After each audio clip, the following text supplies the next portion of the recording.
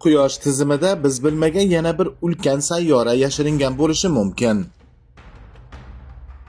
Neptundan narida Kuiper belbog'idagi muzli jismlar g'alati tarzda bir tomonga qarab tizilgan.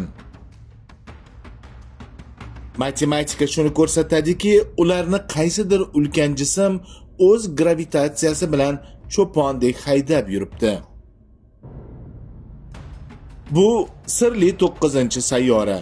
U Yerdan 10 marta og'irroq va Quyoshdan juda uzoqda joylashgan. Lekin uni hali hech kim ko'rmadi. Teleskoplarimiz bu qorong'u masofani ko'rishga ojizlik qilmoqda. Tanqidchilar esa bu shunchaki soxta uyg'unlik deyishadi. Ya'ni biz faqat o'sha tomondagi jismlarni ko'rishga o'rganib qolganmiz.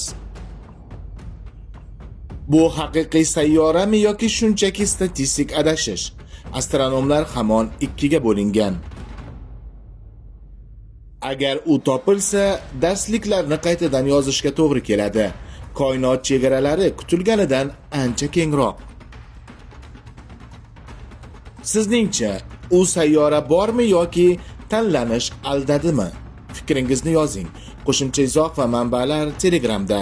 Hozir kirib ko'ring va obuna bo'ling.